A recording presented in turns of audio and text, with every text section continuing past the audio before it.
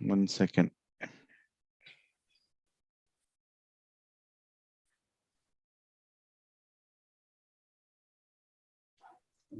Yeah, it is done.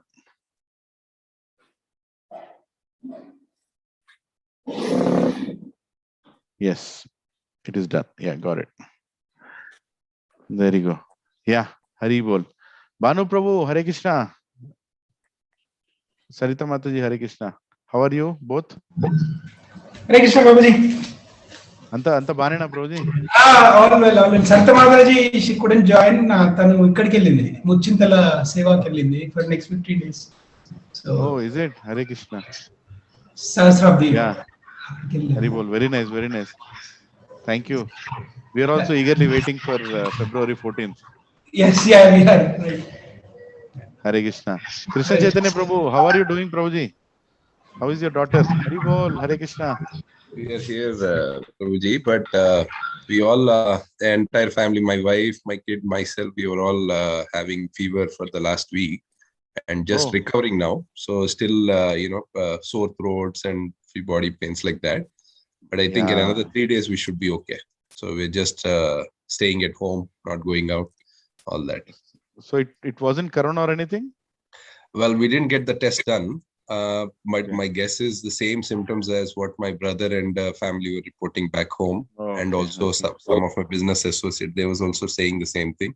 So it's the same exact cycle. First is fever, high fever for 2-3 days.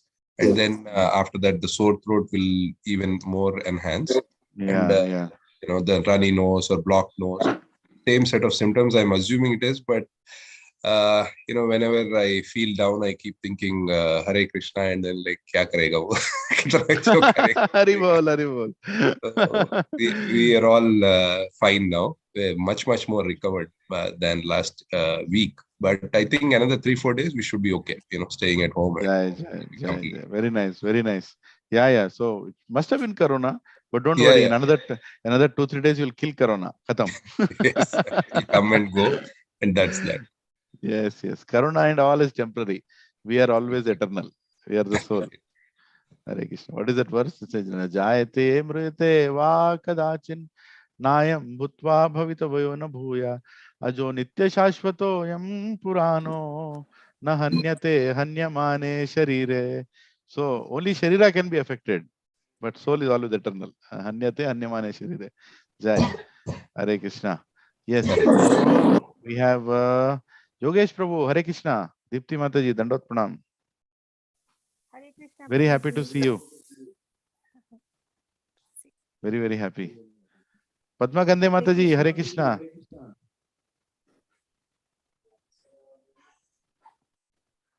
Prasad Prabhu, Hari Bol, and your whole family, please accept my humble obeisances. I want to see. Hare Krishna Prabhu. Hare Krishna. Hare Krishna. Yes, there you go. Where is our little champion? Yeah, there you go. Oh, nice tilak, nice tilak. Wonderful. Everybody in the home should wear tilak. Here is a little one. Now he is, how old was he on his birthday? 5 years, Prabhuji. 5 years. Okay, now he's 5 years and how many days? It's like 5 years, 26 days. 28 days. Yeah. Apparently, that was the last satsang we had. After that, we again switched to online. Yeah. Eagerly waiting. This is the last wave, Prabhuji, for COVID. Yeah. We hope this is the last wave for COVID. Yeah. Corona. Now COVID is scared of us. Don't worry. Then we can start our physical satsang. Yeah. Hari Bol. We were lucky to get the first satsang. The first satsang of 2022 was in our house. Yes, there you go. Hare Krishna. Amazing. We'll again do in 2022. Okay. COVID is going to run away now. In another few weeks, it's going to run away from this planet, and then we'll do our satsangs. Hari Bol. Maybe it will attack Pluto next. Hare Krishna. Sanjay Prabhu, Dandot Pranam Prabhuji. How are things in my home, Vihanga? Huh? Going fine. I'm just driving, so maybe my voice. Okay. Yeah, your voice is a little feeble there. Hare Krishna. Thank you for joining, Prabhuji. Krishna Sundar Prabhu. Hare Krishna. And Mataji also. Dandot Pranam. Hare Krishna Prabhuji. Thank you for joining. Thank you for joining, Prabhuji. Hope all are well. I finished your Tirupati Laddu completely, bro. Personally, I finished it. Thank you, Prabhu. So Prabhuji told he went to Tirupati. As soon as he saw a laddu, he remembered me. Maybe I also look like a laddu now. So he got a full laddu for me. I ate that full laddu. Yeah. Aruna Mataji, Hare Krishna, Dandot Pranam.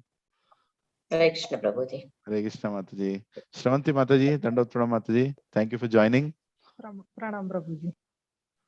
I'm eagerly waiting that we all will start meeting again in most probably in the amphitheater or the Hanuman temple place that we are excavating now, right? So that it'll be so nice to see you all again.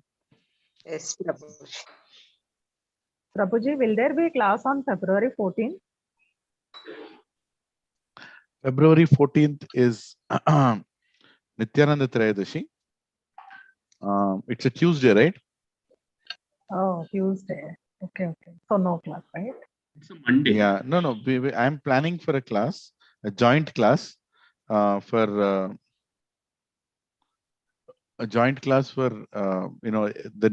existing group and this group together will take one class. I will schedule it.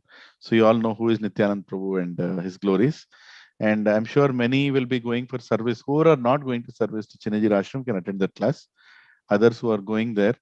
I was planning to go, but because of my father, I'm like thinking not to go on that day because spread is really high right now. I mean, it's mild, but for my father, it is very severe. Anything that comes, right? So that's why, please excuse me. Okay. Yeah, I will schedule something there. Yes. And and one more announcement. So sometime in the 3rd week of Feb or 4th week, we are planning to go and do some village distribution of Bhagavad Gitas. So I will send an invite. Most of you are invited to come. Many of you donated also for village distribution. And some of them we distributed in Orissa in tribal villages. And some of them we have distributed in some other villages in Andhra. And some of them we are going to distribute now in Chevella. Around 1,000 plus Bhagavad Gitas we are planning to distribute. Prabhujis and Matajis, please, you'll have to excuse me for a couple of minutes. I have my cousin brother who has come. Is it okay? I'll just be back in 2 minutes. Prabhuji, No no problem. Yeah, No sorry problem. about that. Sorry about that. Okay. They've come from far place for giving a wedding invitation. They just can just take it and come. Okay, Yeah. no problem. Yeah, 1 minute.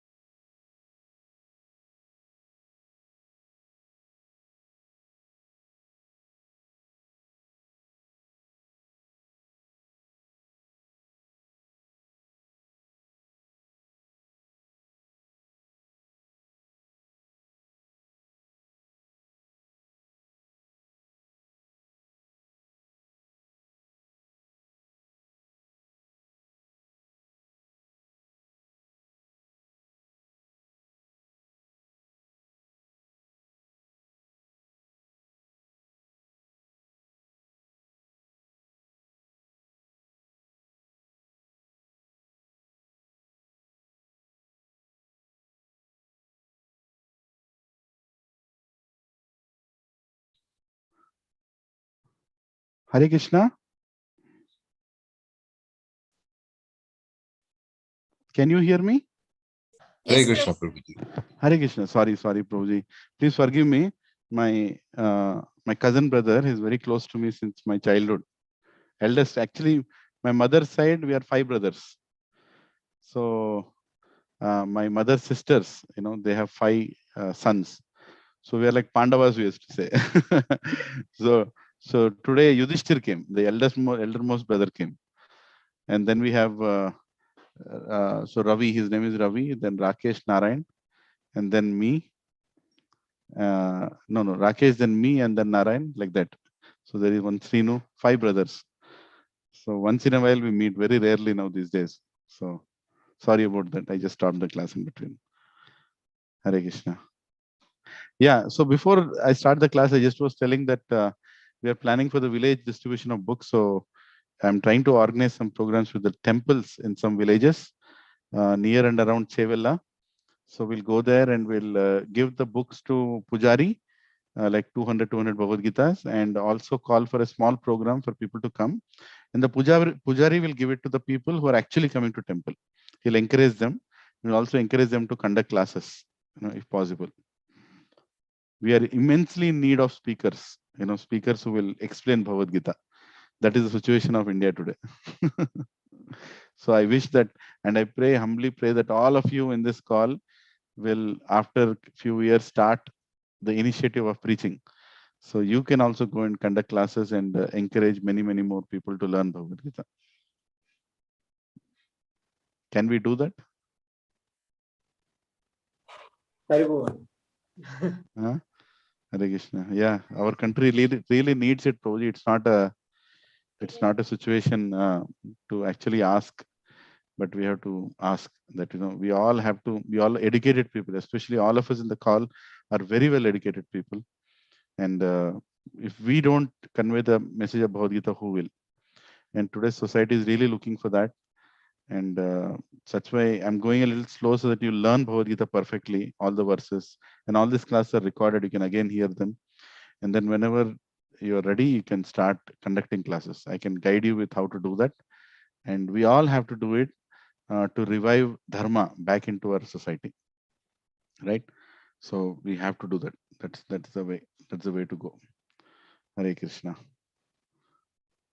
Is my expectation bothering you or something? Not bothering, Prabhuji, but a lot of responsibility. So it's not easy to admit to it, even though the heart wants it. It is something that you feel like any other, deep subject.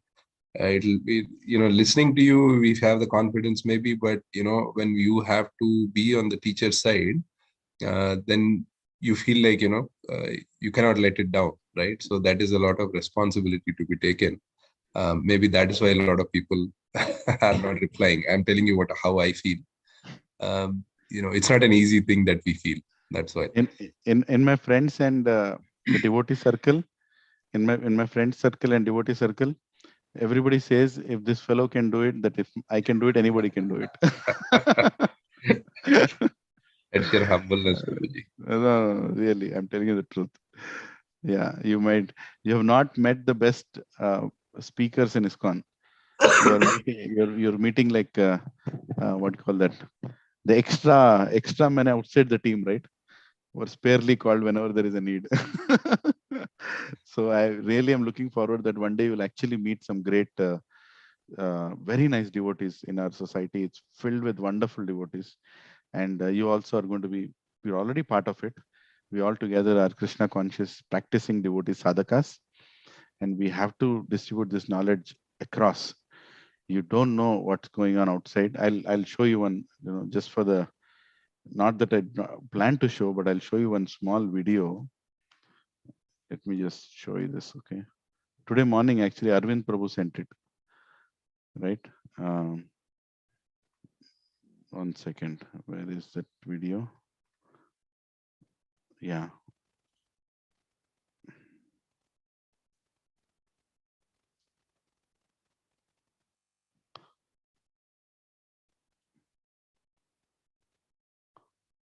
Yeah.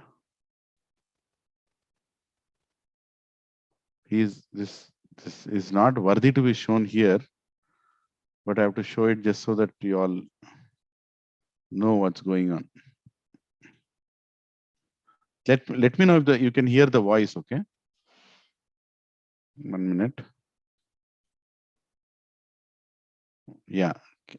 Can you? I'll just play it once. Can you hear the voice? Could you hear the voice? No, Prabhuji, not clear. Little only. No? Little only? I mean, did you hear anything at all? Yes. Just some noise kind of thing, Prabhuji. Yeah, 1 minute. Yeah, now I'll again play it, okay? Let me know in after 30 seconds whether you heard it or not.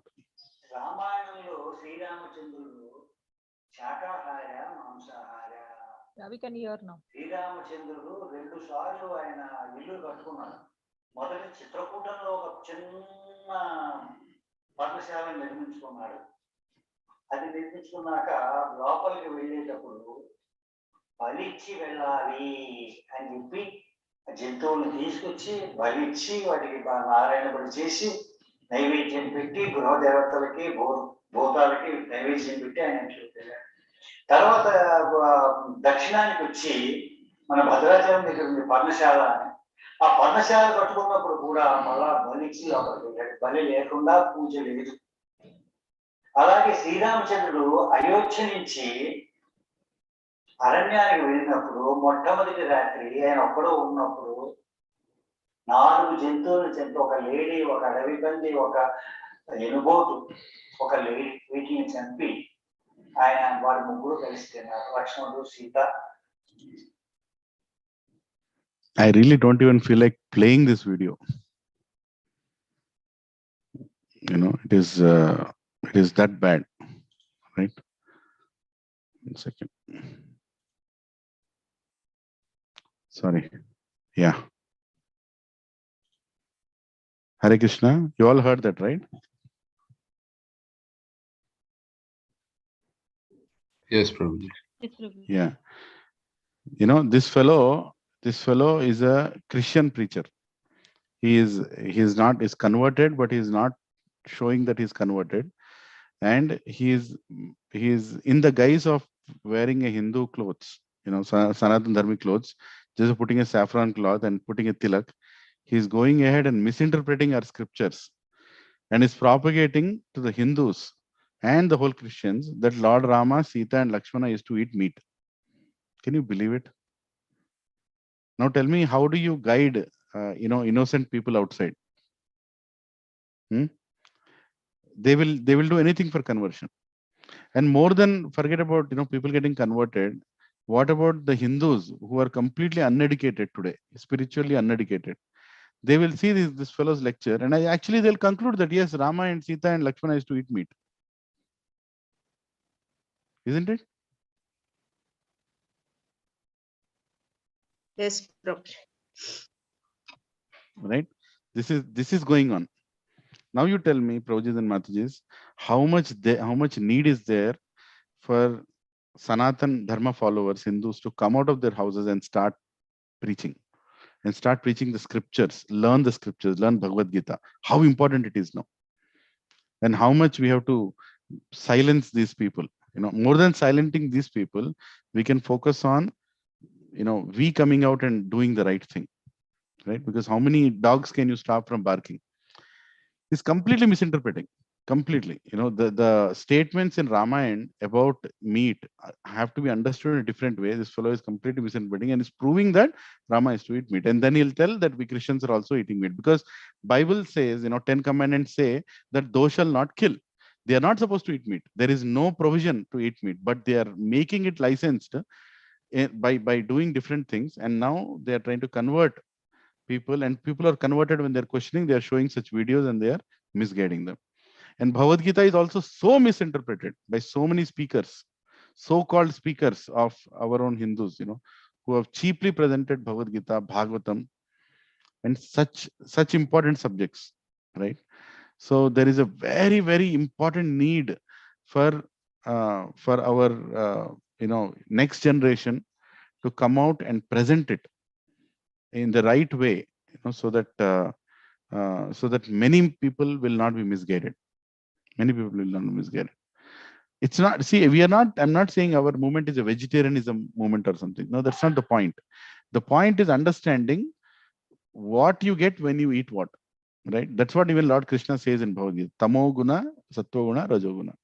And if somebody wants to keep taking birth in the material world and they like this place, they want to come back to Gachibowli, Madhapur, Las Vegas, wherever, they can keep eating and doing whatever they want. Our Vedic scriptures don't stop them. At the same time, they warn them that, you can keep taking Janma, Mrityu, Jara, Vyadhi until you want. But if you want to come out of the cycle, then you have to do certain things. That is what is explained, right? So that is a proper way of understanding spirituality. Spirituality is never forced on anybody. And nobody is told that, if you don't do this, you'll go to hell. Nothing like that, right? But unfortunately, these Abrahamic religions and other religions who have an agenda, who want to destroy the culture of this country, especially India being the most central part of the spiritual culture of the world. This is the only culture which is still remaining on the planet. They are doing their best to destroy it by projecting and showing themselves as Hindus, right? You can see what he's wearing and how he's talking, as if he's, and look at his, sight, the way he's speaking, as if he's, making sure people are looking at him, or, like as if a thief looks at things, right? He knows that what he's speaking is wrong, but he will do that just so that he'll become famous. See, if I release a video in YouTube saying Ramachandra never ate meat and eating meat is not good, my video will not be popular. It will be one of those videos. But if I release a video that Ramachandra used to eat meat, and my video will go viral, because that is what people want to listen. That is what people want to propagate, isn't it? Including the speakers like Garikapati Narasimha Rao, another big nonsense, who has come into the arena of spiritual talks. He speaks whatever he wants. There is got no reference to scripture, no reference to anything. He will just speak, and he has a big following. Even he is speaking that people can eat whatever they want. It's got nothing to do with religion. Can you believe it? This is what is going on today. And that is the immense need that we all should learn Bhagavad Gita. Every Indian should learn Bhagavad Gita. Every child should learn Bhagavad Gita, Bhagavatam, scriptures, and then make their decisions in life, and then also educate others. Right? So I'm sorry, I just changed my agenda from speaking, but I saw this video in the morning. Arvind Prabhu sent it. Since then, I was so disturbed that what is going on? Why are we keeping quiet? Apparently, we are the most tolerant people to keep quiet also with such videos. Prabhuji, all these are expected in Kali Yuga. Yes, Mataji, Kali Yuga, everything is expected. Unfortunately, it is like that. But we have to do our part. Still, we have to do our part, right? We are educating our children, isn't it? Knowing that it is Kali Yuga, still we are educating our children. Still, we are trying to practice whatever best we can. Yeah. Okay. So I'll not divert this forum and topic. Okay. So let's go forward. So last week we stopped in Bhagavad Gita. 1 minute. In 3.36, right? Then now Arjuna is going to ask the question. Yeah, 1 minute. So remember last week what we discussed is Lord Krishna is telling to perform the prescribed duties, even though faultily, but don't change your nature of duty. You perform according to the same nature. Remember, you all remember, right? That's what we discussed. Nature of duty should not be changed. If you have certain traits in certain nature, don't try to change that nature. In that nature also you can perform duty, whether you're a Kshatriya or a Vaishya or a Shudra or anyone. Doesn't matter. All of them are equally important for Krishna because he is the one who created them. You all remember this last Prabhuji, because that is the basis on which we are continuing. We are finishing Karma Yoga today. We'll be trying to finish the chapter itself, another 6 verses. You all remember this? Or any questions?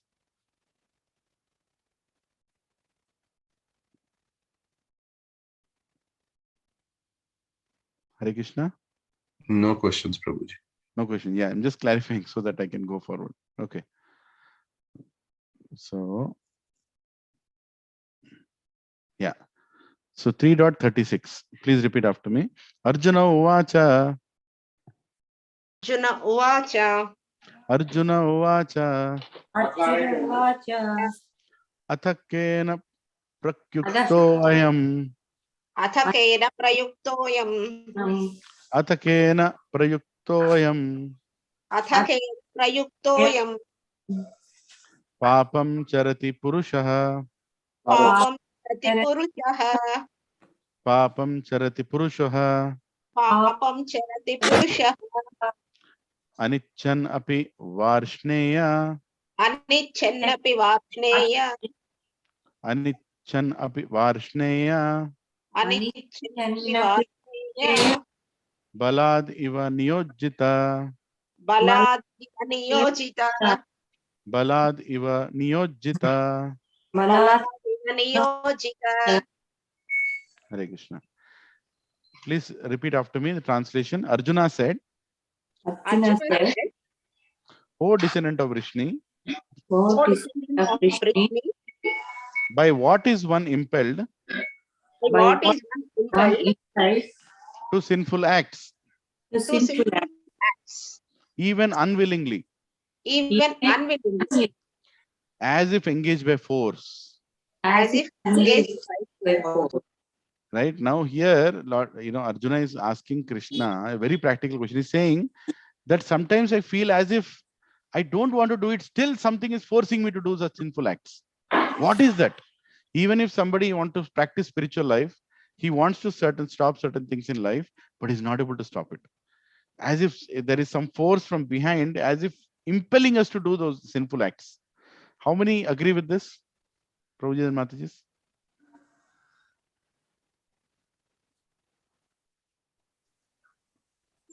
Yes, Prabhuji. Okay. Yeah, we all have habits, we all have conditionings from the past.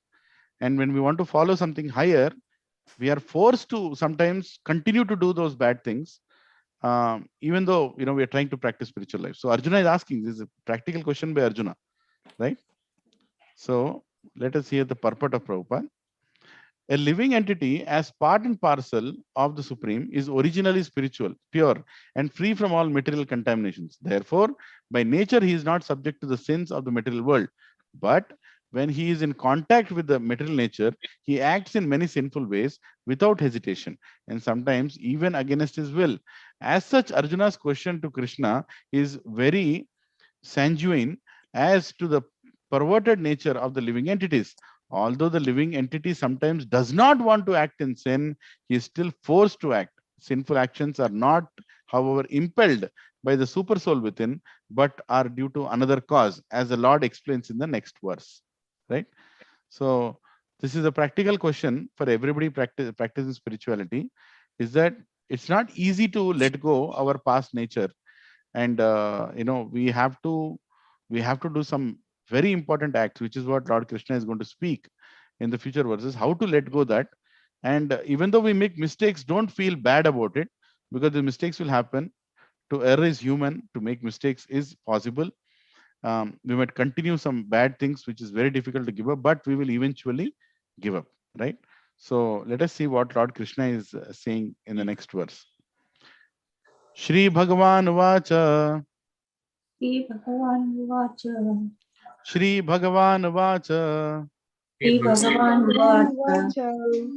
Kama esha krodha esha. Kama esha krodha esha. Rajoguna samudbhava. Rajoguna samudbhava. Mahashano mahapapma. Mahashano mahapapma.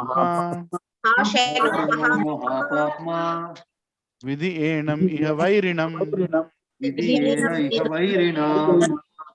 enam iha vairinam. Yeah, this is a very important verse. You can circle it, and you should try to learn this. It's a very important verse in Bhagavad Gita. Okay, 3.37. Repeat the translation after me.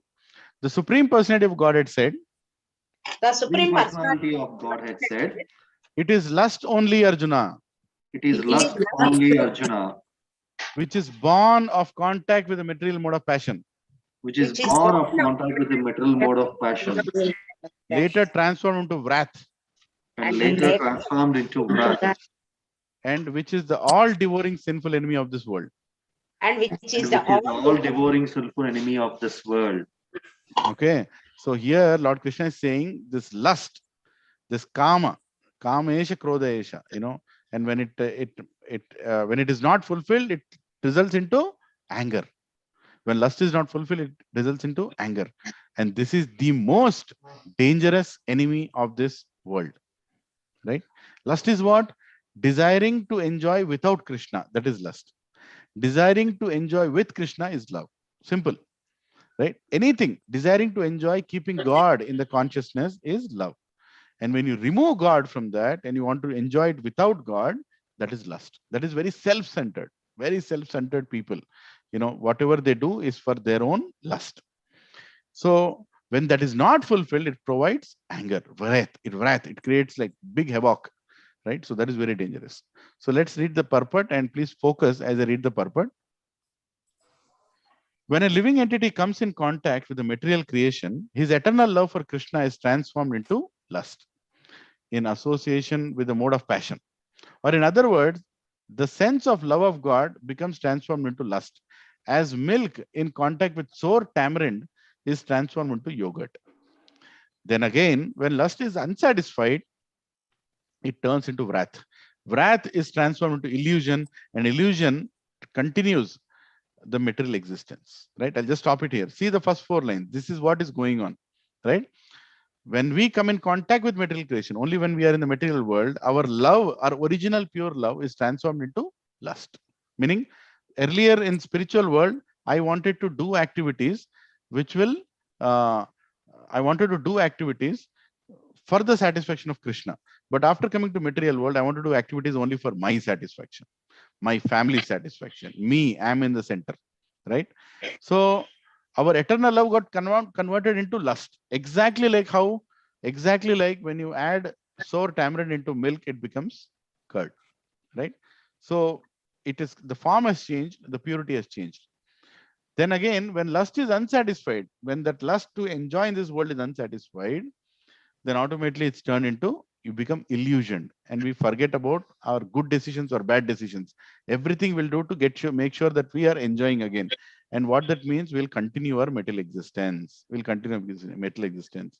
Now I'll ask a question to all of you. Most of you live in my home avatar, right? So how many enemies do you have in my home avatar? Tell me. How many enemies you have in my home avatar? Zero. Huh? Zero. None. Zero. Vijay Raghavan Prabhu. Okay. Arvind Prabhu, how many enemies you have? No one, Prabhuji. I'll tell you the reason I'm asking that question. As long as you don't touch the sense gratification of anybody in my home avatar, you don't become an obstacle in their sense gratification. You are their friend. As soon as you even touch their sense gratificatory plans, you will become their enemy. As simple as that. Everybody has come into my home avatar or my home Krishi or my home Vyanga or Aparna or any community. For why did they come? Enjoy. They've come there for enjoyment. They didn't come there for serving Krishna. They came there for enjoyment. I will keep my home theater. I will have my big swimming pool. I will have my, whatever enjoyment. I'll wear whatever I want. I'll wear whatever I want and I'll roam around. I'll speak the way I want. I want to enjoy. So that is the tendency. And if you go and enjoy with them, you are their best friend. You are their best friend, right? You say, yes, Prabhu, please, you also come. Let's enjoy. But even if you knock the next door, just knock the next door and tell, sir, can you decrease your sound a little? It is a little too much. It's coming into my house. Yeah, your first enemy of my avatar. Yes, Prabhu. First enemy of my avatar will come in. Finish. You don't have to do any extraordinary effort. No extraordinary effort. True. Right? Is it true or no? Yes, true, Prabhu.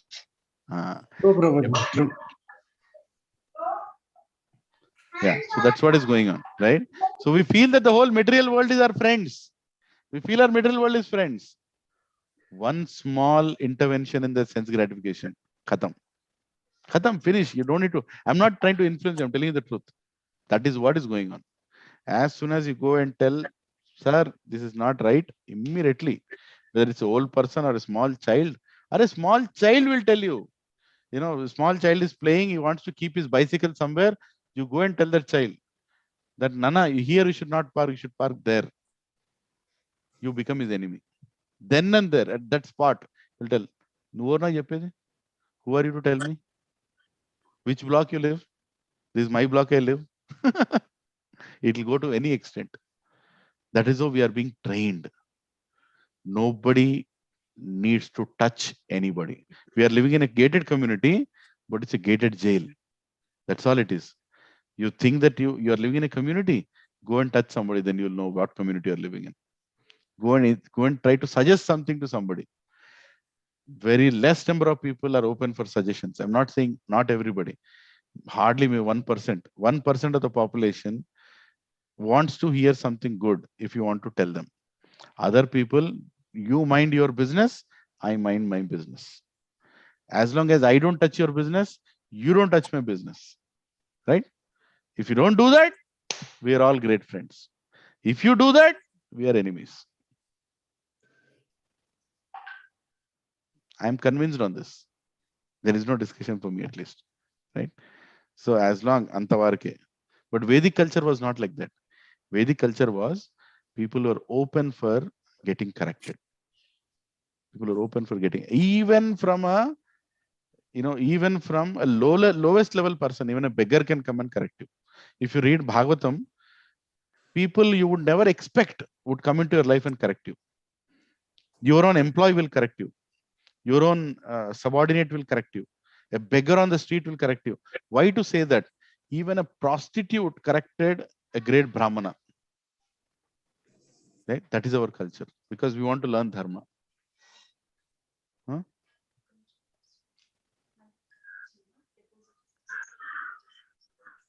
Yeah, 1 minute, just 1 minute. No, I'll do it later. I just tell them that I'll give it later. Yeah. Okay. Hare Krishna. Yeah. So I'll share my screen. Yeah. Okay. Therefore, lust is the greatest enemy of the living entity, and it is lust only which induces the pure living entity to remain entangled in this material world. Wrath or anger, you can say, is the manifestation of the mode of ignorance. These modes exhibit themselves as wrath and other corollaries. If, therefore, the mode of passion, instead of being degraded into the mode of ignorance, is elevated to the mode of goodness by the prescribed method of the living and acting, then one can be saved from the degradation of wrath by spiritual attachment. Right? You can highlight, you can underline this part of the paragraph. From the when a living entity till spiritual attachment. They're very important. These sections, if you read now, once in a while, whenever you open Bhagavad Gita and you read, you'll get the essence of what Lord Krishna is trying to speak. Right? So further, Purport says, the Supreme Personality of Godhead expanded himself into many of his ever-increasing spiritual bliss, and the living entities and the living entities are parts and parcels of this spiritual bliss. They also have partial independence, but by misuse of their independence, when the service attitude is transformed into propensity for sense enjoyment, they come under the sway of lust. The material creation is created by the Lord to give facility to the conditioned souls to fulfill these lustful propensities. And when completely baffled by prolonged lustful activities, the living entities begin to inquire about their real position. Right? Now here beautifully, Prabhupada is saying, we will get baffled one day. Right? We'll get beaten up one day.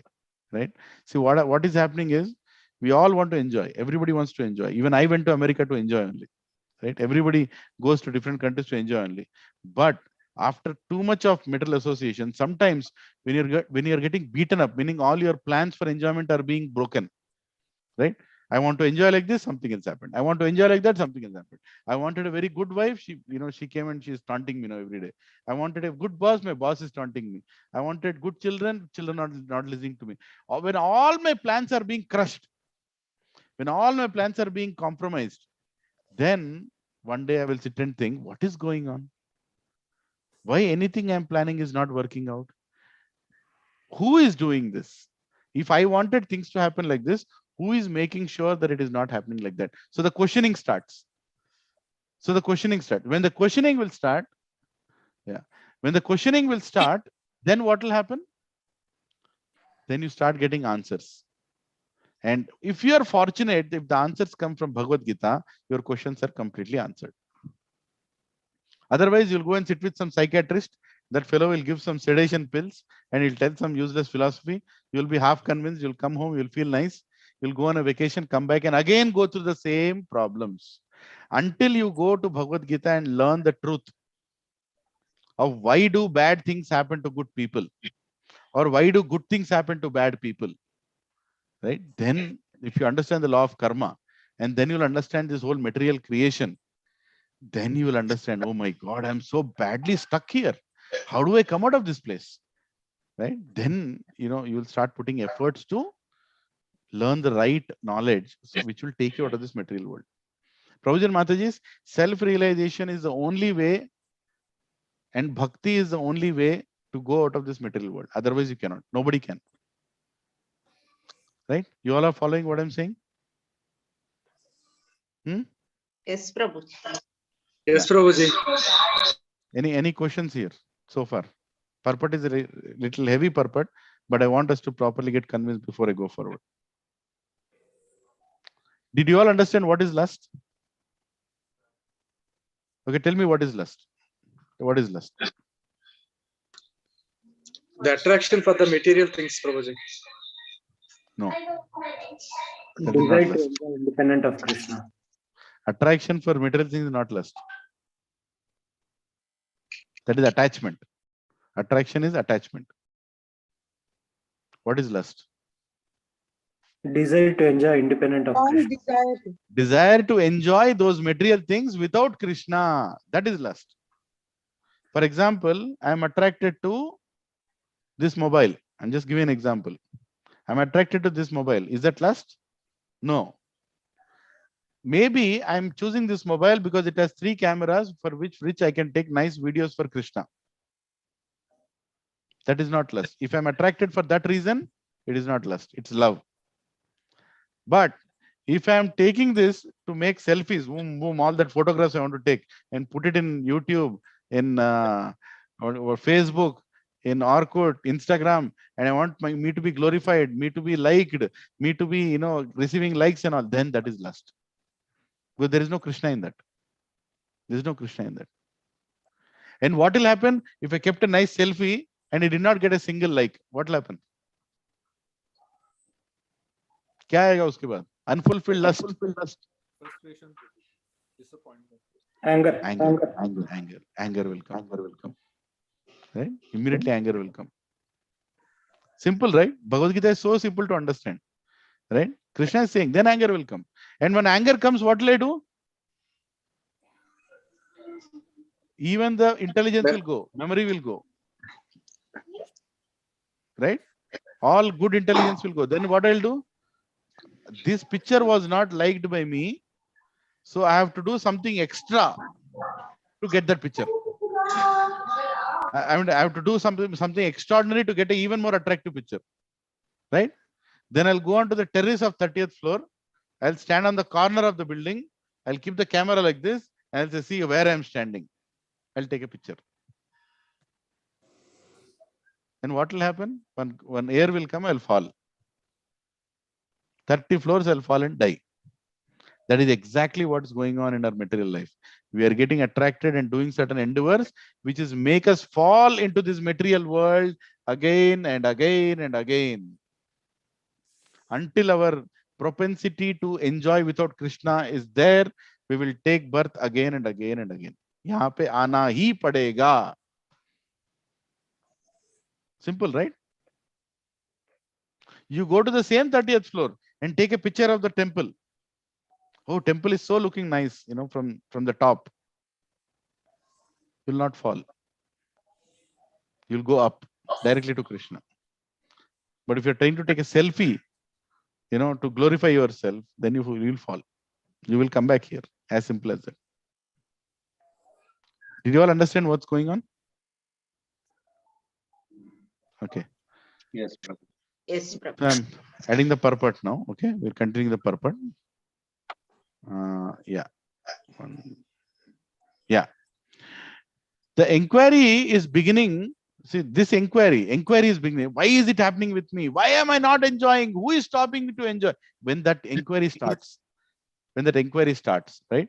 Here Prabhupada is saying, this inquiry is the beginning of the Vedanta Sutras, wherein it says, Atatho Brahma Jignasa. Therefore, one should now inquire into the Supreme. Right? The inquiry has to start. And the Supreme is defined in Srimad Bhagavatam as Janmadyasya Yathavo Anyavad Itarascha, or the origin of everything is the Supreme Brahman. Therefore, the origin of lust is also the Supreme. If therefore lust is transformed into love for the Supreme, or transformed to Krishna consciousness, or in other words, desiring everything for Krishna, then both lust and wrath can be spiritualized. If I just include Krishna in my life, in everything, automatically lust will transform into love. Hanuman, the great servitor of Lord Rama, exhibited his wrath by burning the golden city of Ravana. But by doing so, he became the greatest devotee of the Lord. Here also in Bhagavad Gita, the Lord induces Arjuna to engage his wrath upon his enemies for the satisfaction of the Lord. Therefore, lust and wrath, when they are employed in Krishna consciousness, becomes our friend instead of enemy. Right? So, Prabhujan Mataji is understand that Lord Krishna is what do you call that? Ahimso Parama Dharma. You heard that? Ahimso Paramo Dharma. Yeah, it is Ahimso Paramo Dharma, but that is Ahimsa in a certain situation. When we are supposed to act, we are supposed to act. Even raising hand or leg is not bad. Raising a weapon is also not bad when it is needed. Right? When it is needed, you have to do that. That is dharma. If you don't do that, then that is violence. That is violence. Yeah, dharmo rakshati rakshita. Exactly. You have to do it. You have to, there's something called self-defense. And forget about self-defense. Self-dharma, saving dharma of the country is also important. Saving dharma of our religion, of our beliefs is also important. Otherwise, we are not violent. We don't want to convert anybody. But if some nonsense fellow comes to convert us, you have to give him peace of mind. Once I was standing in America outside a supermarket in San Jose. I was standing outside a supermarket, Indian supermarket. One fellow came, one Indian fellow came. He gave me a pamphlet. I was not expecting that. I was waiting for my wife to come out. I was holding a cart, and this fellow comes and gives me a pamphlet. And I said, just looked at that pamphlet. Jesus is the savior. Aha, I understood. Okay. Another fellow came. Jesus is the savior. Then I asked him, is Jesus the only savior? Is the only savior? I asked him. It's like he didn't know that I used to preach. Tilak was not there. I was just standing in my office dress. And this fellow came and he started. So I asked him, so is Jesus the only savior? Then he was hesitant to tell. Then he said, you take it, you read the Bible, you'll know. I said, no, I'm asking you a simple question. Have you read Bible? He said, yes, I have read Bible. Is Jesus the only savior? He said, Jesus is the only savior. So I asked him, if I don't follow Jesus, will I go to hell? Will I go to hell if I don't follow Jesus? He was hesitant to tell, but that is what those people tell. You will go to hell. Then I asked him, will my grandma also go to hell? My grandma was a very nice person. Okay, I might be a bad person. My grandmother was a very nice person. She used to feed everybody who used to come home. She was so nice with everybody. Will she also go to hell? Now that fellow is getting uncomfortable. Right? So, because they don't have answer for certain things. They don't have any answers for anything. Right? Why are we suffering in this world? Prabhupada Mataji, why are we suffering in this world? We got the answer, right? In this verse, Lord Krishna is telling, When we come here to enjoy without him, when we are self-centered and our lust is not fulfilled, it turns into anger and we keep repeated mistakes. So we live in this world. This answer is more convincing. Or one fellow called Adam is sleeping under a tree. He got attracted to apple. He ate. Because he ate that apple, we all have to suffer. Which is more convincing, you tell me? Huh? ఆ Adam అవడు, ఆ ఈవ్ ఎవరు, వాళ్ళు పండు తింటే నేను చావడం ఏంటి? Right? ఏమైనా అర్థం ఉందా?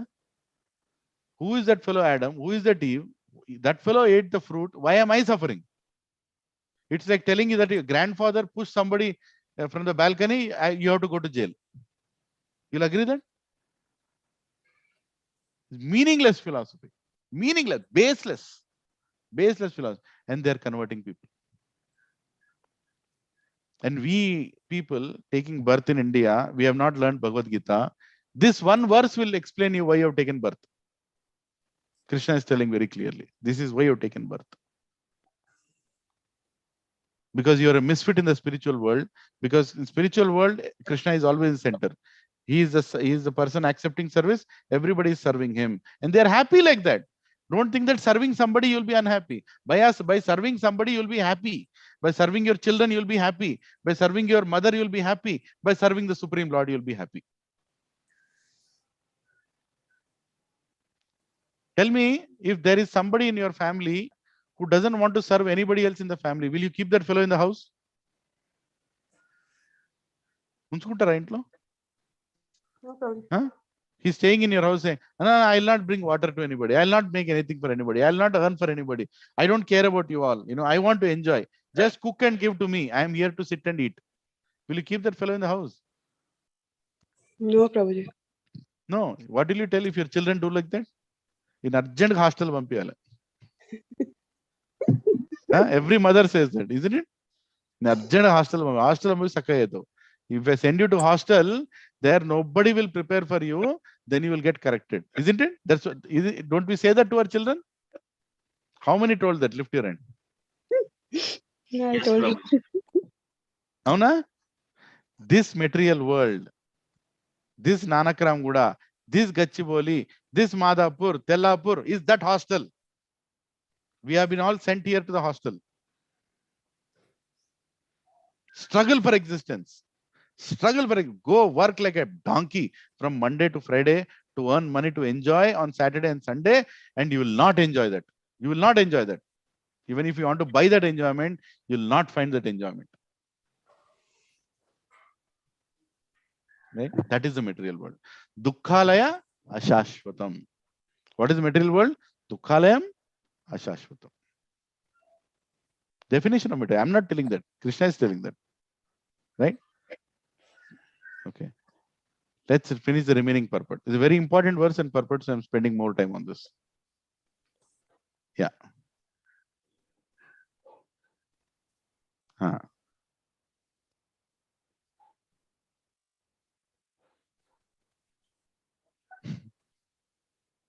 Yeah. So here in Bhagavatam, there is a explanation by Maharaj Yayati. It is basically told that by fulfilling the desires of the senses, we become more attached to them, not less attached. Right? It becomes even more. Sometimes people think that, okay, Prabhuji, thoda satisfaction I'll give na. By giving that thoda satisfaction, what will happen? You will become even bigger servant of your senses. It's like adding ghee. It is like adding ghee into fire. I'm telling this philosophy, Prabhuji and Mata, it's not easy to follow. But through patience, determination, we will follow one day. Okay? Any questions so far? So what was Arjuna's question, Prabhuji and Mataji?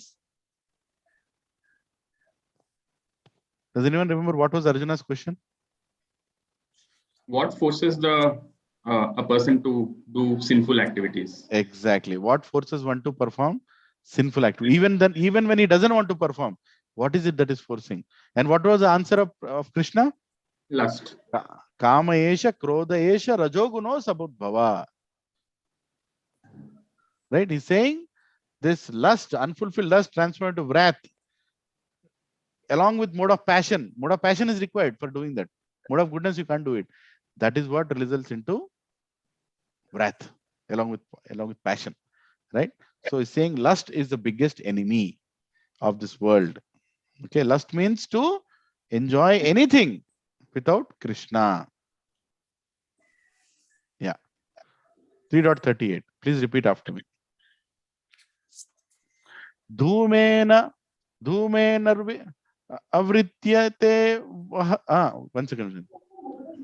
Dhumena vrityate vanhir. Dhumena vriyate vahnir. Dhumena vriyate vahnir. Dhumena vriyate vahnir. Yatha darsho malena cha. Yata darsho malena cha. Yatha darsho malena cha. Yata darsho malena cha. Yathol benarvrato garbhas. Yathol binavrato garbhas. Let me read it properly. Yatha ardasha malena cha. Yatha darsho malena cha. Yathol. Wait a second. Yeah, I normally break the word sometimes when I'm reading this verse. Yatha ublena. Yatha ublena avrita garbha. Yathal binavrato garbhas. See here, if you see my mouse, I'm pointing to the word. Sometimes when the word is very big, you can as well break it and read along with this. Okay. Yatha ulbena avrita garbha. Yata ulbena avrata garbha. Tatha te nadam avritam. Tata denadam avratam. Tatha te nadam avritam. Tata denadam avratam. Please repeat after me. Translation. As fire is covered by smoke. As fire is covered by smoke. As a mirror is covered by dust. As mirror is covered by dust. Or as the embryo is covered by the womb. Or as the embryo is covered by the womb. The living entity is similarly covered by different degrees of this lust. The living entity is similarly covered by different degrees of this lust. Right? So here example is being given that lust also has different levels. Lord Krishna is telling Arjuna, lust is also at different levels. Okay, you want to enjoy without me, that is lust. But the lust also has different levels. What is the first level? Fire covered by smoke. Right? Second level, mirror covered by dust. And third level, embryo, covered by the womb. Right? Now we'll understand why Krishna is taking that example. Okay, now this is why purport is very important. But people read this and like, okay, that is what it means. But let us try to understand what is the 3 degrees in the purport. Okay, purport by Srila Prabhupada ki jai. Let's please focus everybody. There are 3 degrees of covering of the living entity by which his pure consciousness is obstructed. 3 degrees of covering. Okay, this covering is but lust under different manifestations like smoke in the fire, dust on the mirror, and the womb above the embryo. When lust is compared to smoke, it is understood that fire of the living spark can be little perceived. Right? When the lust is compared to smoke, it is understood that the fire of the living spark can be little perceived. In other words, when the living entity exhibits his Krishna consciousness slightly, he may be likened to the fire covered. He may be likened to the fire covered by the smoke. Right? That means he's still trying to come out. So it's the lowest level of lust. Although fire is necessary where there is smoke, there is no overend manifestation of the fire in the early stage. This stage is like the beginning of Krishna consciousness. Right? The dust on the mirror refers to the cleansing process of the mirror of the mind by so many spiritual methods. The best process is to chant the holy names of the Lord. The embryo covered by the womb is an analogy illustrating a helpless position. For the child in the womb is so helpless that he cannot even move. This stage of living condition can be compared to that of the trees. The trees are also living entities, but they have been put in such a condition of life by such a great exhibition of lust that they are almost void of all consciousness. The covered mirror is compared to the birds and beasts, and the smoke covered fire is compared to human being. In the form of human being, the living entity may revive a little Krishna consciousness, and if he makes further development, the spirit of spiritual life, the fire of spiritual life can be kindled in the human form of life. By careful handling of the smoke in the fire, fire can be made to blaze. Therefore, the human form of life is a chance for the living entity to escape the entanglement of the material existence. In the human form of life, one can conquer the enemy lust by cultivation of Krishna consciousness under the able guidance. Hare Krishna. Did you all understand, Prabhuji and Mataji, what Prabhupada is trying to explain? What Lord Krishna is trying to explain by taking the example of 3 levels of lust. What is it? Fire covered by smoke. Second is Dust. Mirror covered by dust. Third is embryo covered by womb. Womb. Right? Now tell me, simple, right? I mean, embryo covered by womb is a situation where the embryo is completely helpless. It's inside. It can't even come out. Right? It can't see anything outside. Can a child in the womb see anything? He can't see anything. Can he move anywhere he wants? No. He's packed in that bag. He can't go anywhere. Right? So most difficult time to practice Krishna consciousness. Most difficult. To practice anything like bhakti, it is very difficult when you are like a embryo inside the womb. And what is the example that Prabhupada has given? Trees. Trees are the best living entities for this example, who, even if they want to practice spiritual life, can they go to satsang? Can trees go to satsang?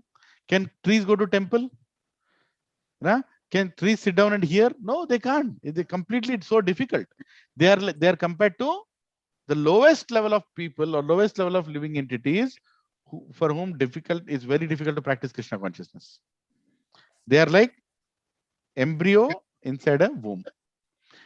Better than them are birds and animals who can at least wander around. They have freedom to wander around. Right? And by following certain process, or by if they're fortunate, they'll take a human birth. And by following some spiritual methods, they can actually revive their Krishna consciousness. Little better than embryo and womb situation. Right? So that situation is covered to dust on the mirror. So you can remove the dust. Embryo can you remove? Womb can you remove? You can't remove. Womb you cannot remove. I mean, embryo has to come out by itself by becoming a full child. But dust you can remove. Right? And the most convenient or human being situation is fire and smoke. When there is smoke on the fire will not burn that much. What do? We blow away the smoke. We do that. Why? The smoke goes and the fire will easily come out. Right? So, in case of a human being, we are in a much better situation where we are compared to, we are not like a tree or other animals. We are like a human where we can easily remove that covering. We remove that covering by practicing Krishna consciousness. So Lord Krishna is telling that there are people in 3 levels of lust. Deeply rooted lust, a little lust that can be managed, and a situation where lust can be cured. Human beings. Right? So if you see deeply materialistic people, they are compared to an embryo. If you are seeing people who are going to temple but not totally understanding spirituality, they are compared to dust and mirror. And the people who are coming to satsang are compared to fire and smoke. The more you fan the spark, the more it will develop into fire. Did you all understand, Prabhuji and Mataji, 3 levels of lust? Any doubts?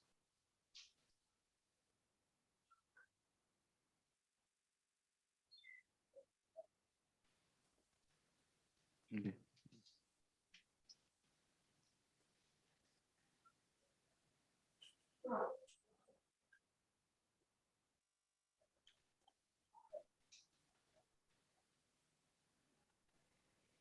Clear, Prabhu.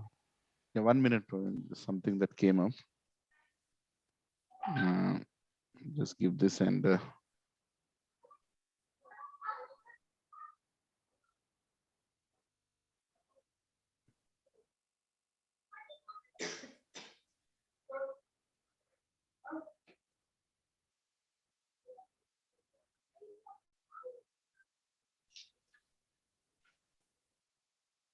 Okay. Yeah. Sorry, something came up. I just signed. I had to sign it and give. Yeah. So, did everybody understand Prabhuji and Mataji's? Or should I take a revision now? I'll take a revision if nobody is speaking.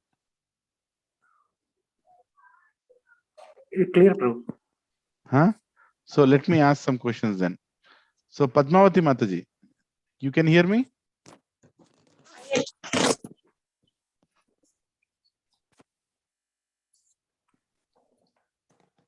Hare Krishna?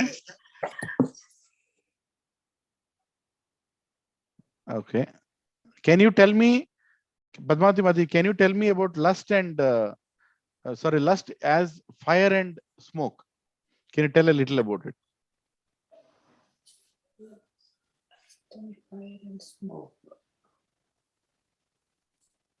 Can I speak in Telugu, Prabhuji? Telugu చెప్పండి.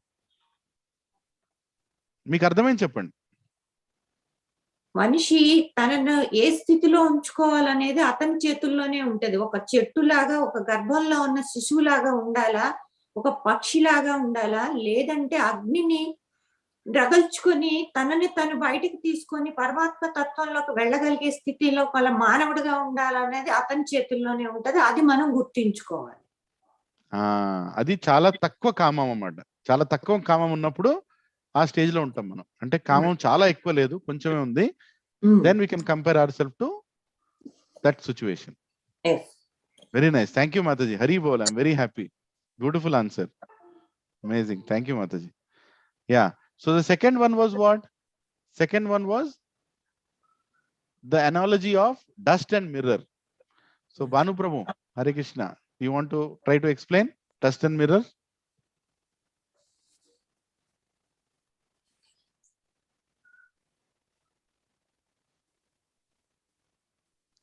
Or Yogesh Prabhu, can you explain dust and mirror?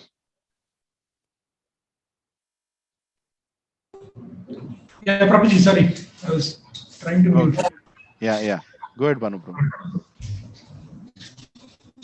So, Prabhuji, what I understand there is, manakuna ignorance or your mode of consciousness, right? Your ignorance or passion or goodness, right? Your dust on a mirror is basically revealing your mode of goodness. You're almost very close to, in a passion, with a removal of just a layer of dust, like on a mirror, you are stepping closer to mode of goodness. And that is one step closer to your consciousness. Yes. So being dust, you can at least remove that dust. It is still removable by following certain spiritual process. Right? So that is level. That level of consciousness is given. And it can be only done by satsang and good associations. Yes. When you start, there is a possibility of you removing the dust and going ahead. Right? Yeah. So next one, Yogesh Prabhu, do you want to try the embryo? This situation is. Sorry, you can unmute yourself, Prabhuji. Can you unmute yourself? Sure. So Prabhuji, this situation is like a helpless situation where you just can't help yourself. It's like you are embryo inside a womb where you cannot approach to that Krishna consciousness situation at all. Like a tree. Completely stuck. That is a heavy, thick layer of lust. Right? Embryo is a heavy, thick layer of lust, little thin layer of lust when it comes to dust, and very, very thin layer of lust when it comes to fire and wood. So Prabhuji and Mataji, we have to evaluate at what level am I? At what level am I? Don't think that only tree is like that. Even human beings who are completely rejecting satsang. मेरा नहीं जाना मुझे सत्संग को, मुझे नहीं मालूम करना, मुझे नहीं सीखना Bhagavad Gita, I don't want to learn. What will you compare them to? Embryo inside the womb.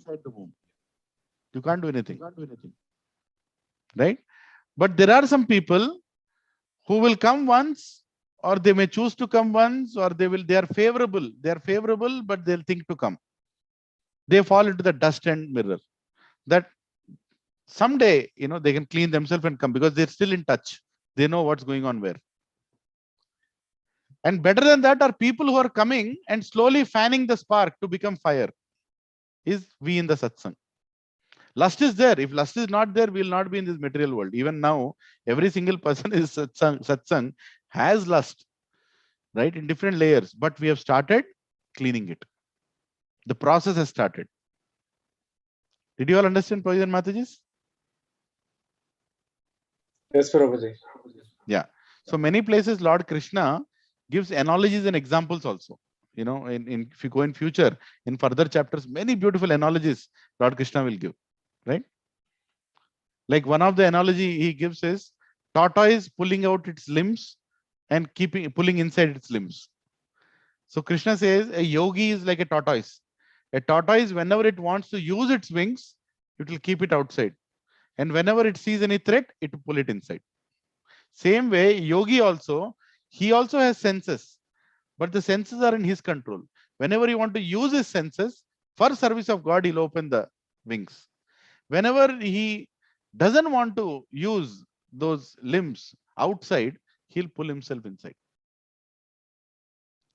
Right? He tries to keep his senses in control. So this analogy is given by Krishna. There is a South Indian temple, I forgot, one devotee told me, is that you see two tortoise murtis, the carved tortoises, two tortoises, one in the temple, one outside the temple. Inside the temple, the tortoise, all limbs are outside, and it's nicely looking at God inside the temple, right? Same tortoise murti outside, all the limbs are inside and its face is also inside. What does it mean?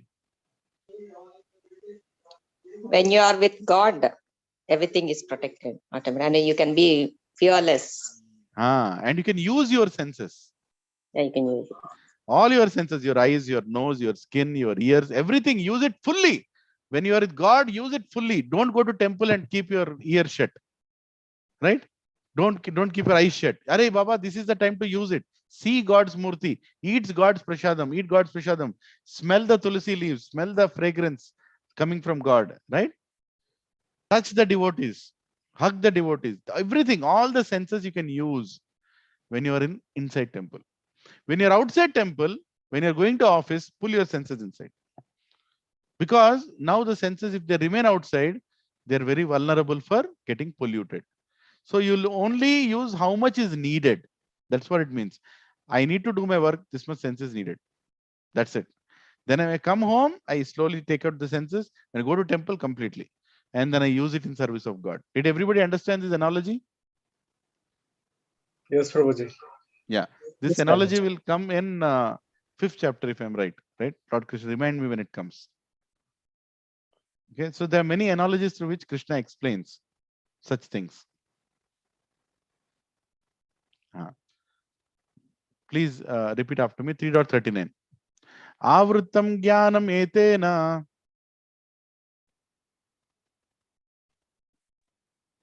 Hare Krishna, you can unmute and repeat after me. Everybody, please. Everybody repeat it.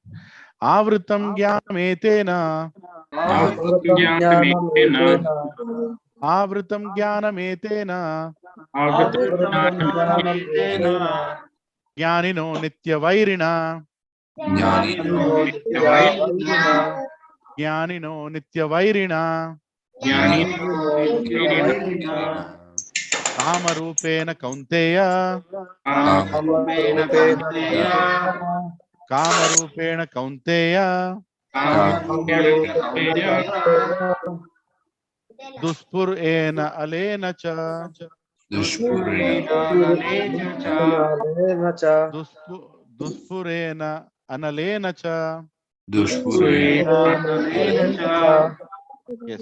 Please repeat after me. Thus the wise living entities, Thus the wise living entity, pure consciousness, pure consciousness, becomes covered by his eternal enemy becomes covered by his eternal enemy in the form of lust, in the form of lust, which is never satisfied which is never satisfied, and which burns like fire. and which burns like fire. Right? So here it is being told, Provision Matajis, you can mute yourself. 1 second. I'll mute everyone. Yeah. So here, what Lord Krishna is telling, that even the wise living entity, pure, soul is pure, part of Krishna, but it can get covered by a layer of lust. Right? It's eternal enemy. And then, which is never satisfied, burns like fire. Lust will never be satisfied, it burns like fire. The more you add anything, more it will burn. Right? Thus the wise living entity's pure consciousness becomes covered by the eternal enemy in the form of lust, which is never satisfied, which burns like fire. Exactly. Right? So let's read the purport here. Please underline the entire purport, a very important purport.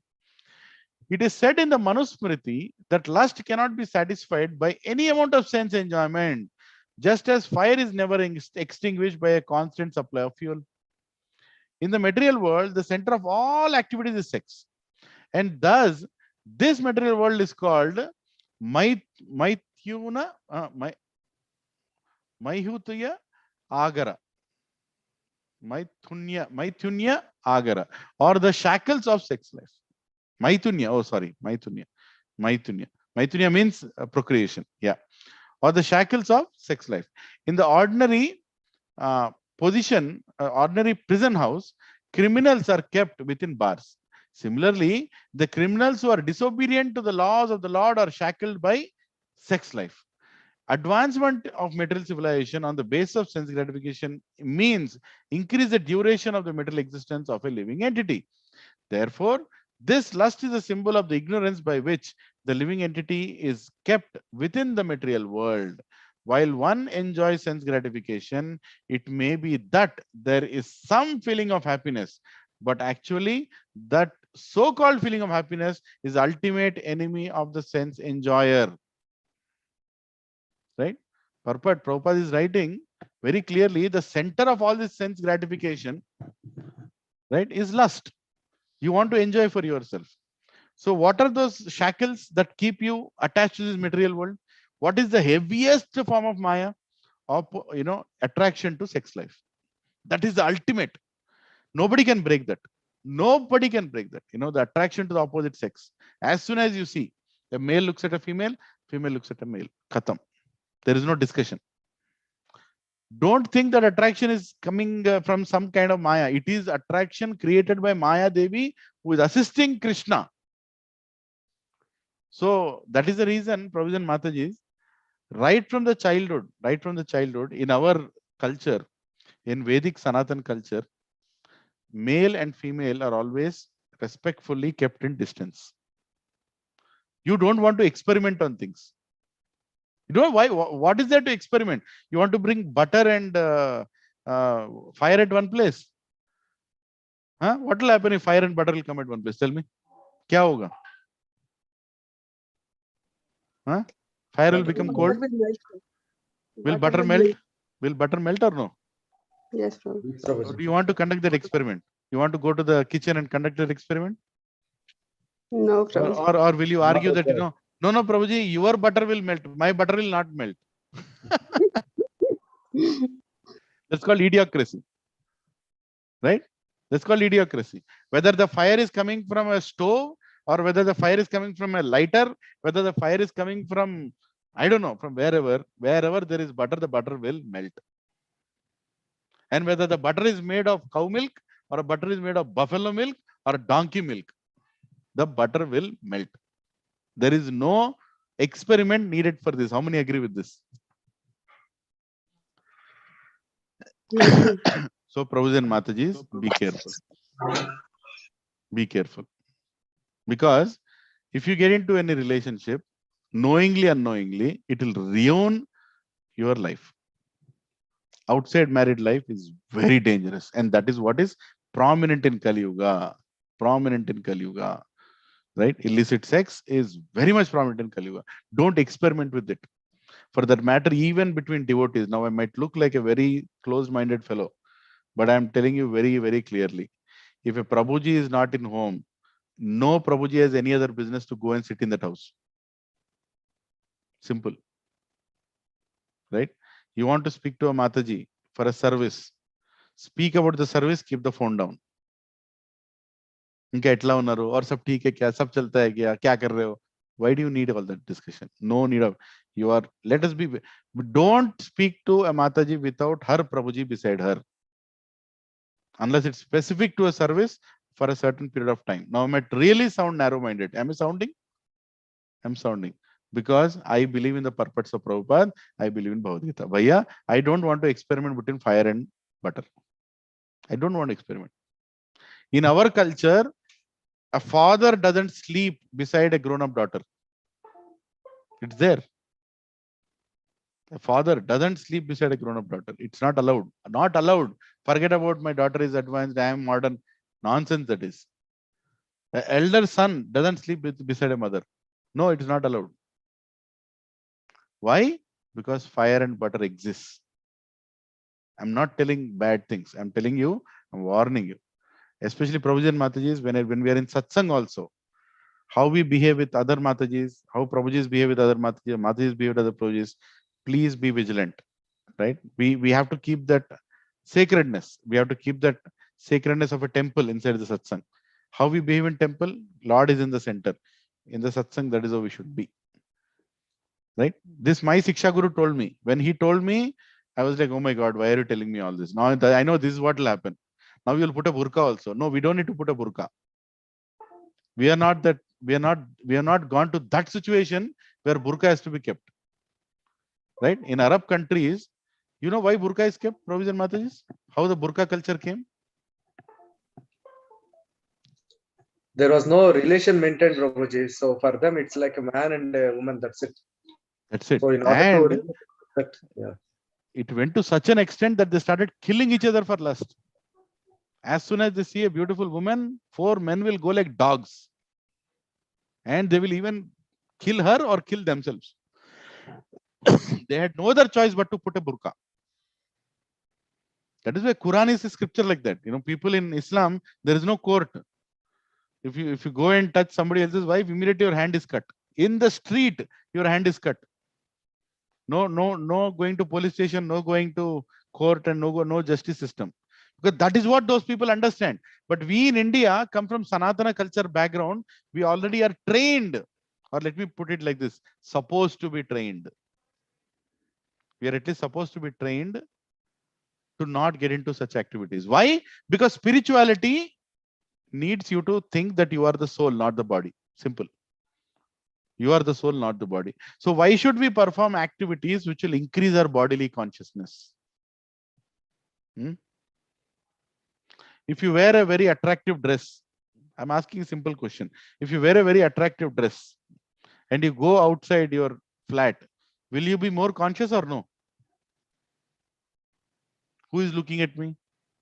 Are they okay with what I'm wearing? Yes or no? If you simply wear a sari or a office dress for a Prabhuji or a dhoti kurta, will you be so conscious? You will not be that conscious. I'm just wearing whatever I'm wearing, isn't it? Yes. When you do things to get others' attention, when you do things to get others' attention, what is it called?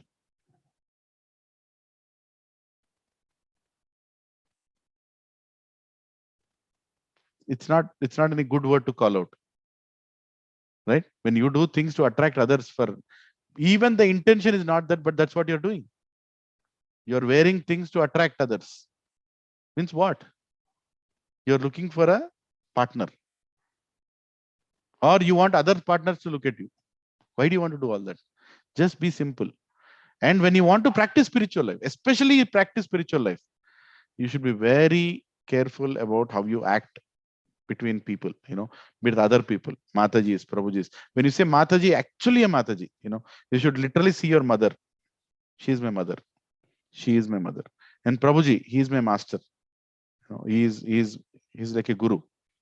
And I'm respectfully keeping my distance. You should think like that. Then that will help you in your Krishna consciousness. Whereas in the name of devotion, you know, people come to satsang sometimes and misbehave. It has happened. And not here, but many places it has happened. I had to specifically make people sit down and say, what are you doing here? What is your intention? Right? Even unmarried girl and unmarried boy comes, doesn't mean it's a license for them to mingle or license for them to start a relationship. No. You are interested, go speak to your parents, you go speak to your parents. There are marriages which have happened in Satsang, Prabhuji. And I personally could arrange that also. But not a license to mingle around. Right? So, message is very clear. By Lord Krishna, that lust is our greatest what? Friend or enemy? Enemy. Enemy. Right? So we should be very, very clear on that. Yeah. Religion is not narrow-minded. Our goal is very specific. That's the reason everything looks like narrow-minded. Our goal is to go back to Krishna. To go back to Krishna, my spiritual consciousness should be awakened. For my spiritual consciousness to be awakened, my bodily consciousness should decrease. For my bodily consciousness to decrease, my attraction towards bodily things should be regulated. Simple. That if I regulate, everything is fine.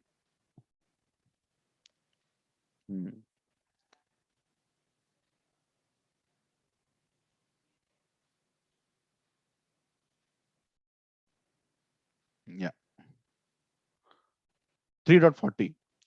Indriyanu manobuddhir. Indriyani manobuddhir. Indriyani manobuddhir. Indriyani manobuddhir. Asya adhishthanam uchyate. Asya adhishthanam uchyate. Asya adhishthanam uchyate. Asya adhishthanam uchyate. Eter vimohyati esha. Eter vimohyati esha. Eter vimohyati esha. Eter vimohyati esha. Jnanam avritya dehinam. Jnanam avritya dehinam. Jnanam avritya dehinam. Please, this is a very important verse, Prabhupada Mataji. We are almost concluding the Karma Yoga chapter. Please repeat the translation after me. The senses, the mind, and the intelligence are the sitting place of this lust. Through them, lust covers the real knowledge of the living entity and bewilders him. Right? So, Prabhuji, Lord Krishna is very clearly telling. Lord Krishna is telling in Bhagavad Gita. So, this cannot be untrue. Okay? What is he saying? There are 3 places our lust is sitting. The propensity to enjoy is sitting in 3 places. What are those 3 places?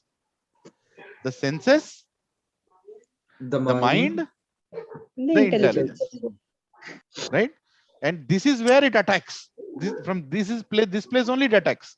And we will completely be bewildered. You know, that how come? You'll be thinking. And this is how it attack. Right? Now you tell me, how does this work? Right? So lust is sitting in your senses.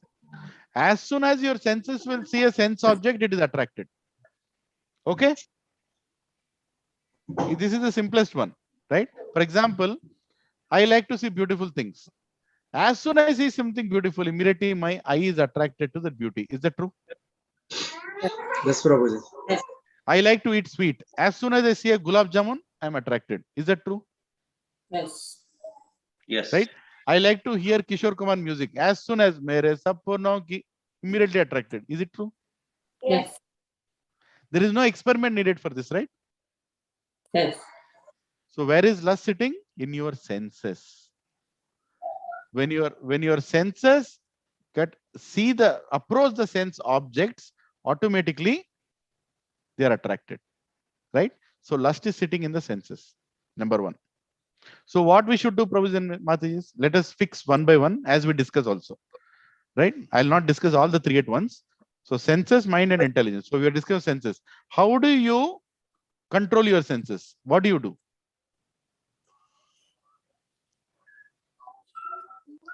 So just like the tortoise, we have to. Yeah, but how does it do? How does it do? Practically, how does it do? Tortoise pulls out its senses inside, but what does it mean? Concentrating your thought around Krishna or God. That is intelligence. Concentration and thinking is intelligence. No, we have Right? I'm not talking about we have intelligence. to make our Senses itself are there. Senses itself are there. Okay. Okay, and you have to control them. How will you control? So we have to make our senses take the highest taste, Prabhuji. Sorry, can you repeat that? We have to make the senses taste the higher taste. We have to engage our senses in the right activity. In the right activity. We have to engage our senses. See, senses cannot be kept quiet. I'm not saying you come out of your flat and go like this. What is that? Like a teen bandar. You can't go, you can't walk around in corridors like that, right? People will think, oh, fool or what? Right? No, we don't do that. We engage our senses in the service of the Supreme Lord. Right? So when we want to eat something, we offer it to Krishna and we eat it. Prashadam will eat. When we want to see something, we try to tell that, this is not good for me. And I'll try to get more attracted to seeing devotees houses, devotees deities, right? I'll have such a beautiful deity of Radha and Krishna in my house, or Jagannath Baldev in my house. I'm going on decorating the deity so much that I get attracted to it. All my attraction to see is satisfied. Hai? So we can practice it. It's possible. See, when you go for shopping outside, now you want to see, you're thinking about your clothes. But when you have a deity in your house, when you have a Laddu Gopal, or when you have a Radha Krishna, or when you have Jagannath Baldev or Nitai Gaurang in your house, you will go to a shop and you'll start thinking, will this sari color suit to Radharani? Will this attractive cloth, can I wear it as a dhoti to Gaur Nitai? Right? Like that, you'll start thinking. So basically, you employ your senses in service of the master of the senses. Hrishikena, Hrishikesha, Sevanam. Hrishikena means senses. Hrishikesha means master of the senses. Sevanam. Right? Hrishikena, Hrishikesha, Sevanam. I will employ my senses in the service of the master of the senses. That is called bhakti. Bhakti ruchyate. Okay, understood? Huh? So lust is in senses and I satisfy that. Okay. Next, where else does the lust sit, Prabhuji and Matajis? Mind. Mind is filled with? Filled. Desires. Okay. So how do I control the mind? By increasing the desires of Krishna. You can't remove the material desires, but I'll increase the next desire. Okay. Prabhuji and Matajis, did we desire to have Rath Yatra last year? Yes. Are we having desire to do it this year? Ha, sure. Very much, Prabhuji. Rath kidhar hai? Kidhar hai Rath? So develop the desire. As soon as you develop the desire, you will start working on it. You will start running around for that. You'll start buying things, collecting donations, and nobody can touch you in the next 2 months. No other feeling will touch you. Your mind is completely engaged in fulfilling that desire. And that desire of your mind is bhakti. Okay? That is how you control your mind. You control your mind how?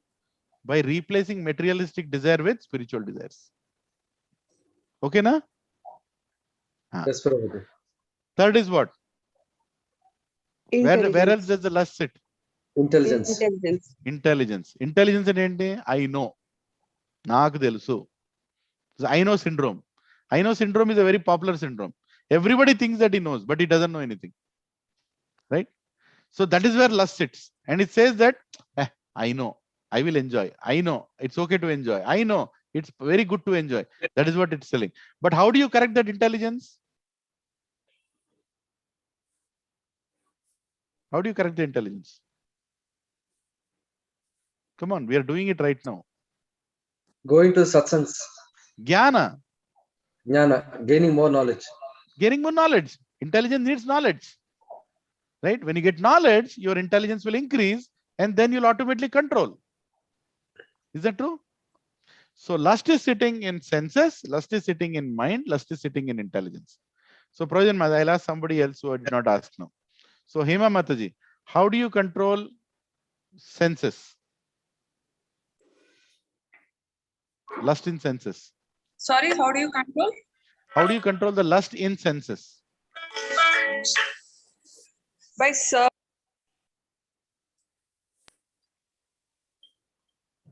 Sorry? By serving Prabhu, engaging in service.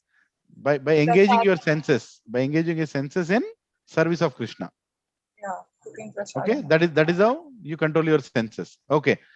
Now, lust is there in second one, what? Mind, right? So Tulsi Mataji, how do you control mind? How do you control the lust in mind? By hearing and reading books. By? By hearing Krishna Katha and practicing the spirituality. No, but how do you control the mind? Mind is filled with what? Lust, desires. Desires, right? So how do you control the lust of mind? By replacing the desires with spiritual desires. Right? By adding more spiritual desires into the mind. Right? For example, there is, in the water, somebody put some ink.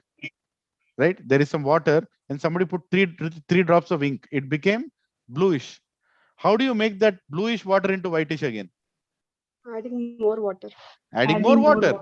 And let the old water go outside and the new water come inside, it will become white. In the same way, mind is filled with that ink of bad desires.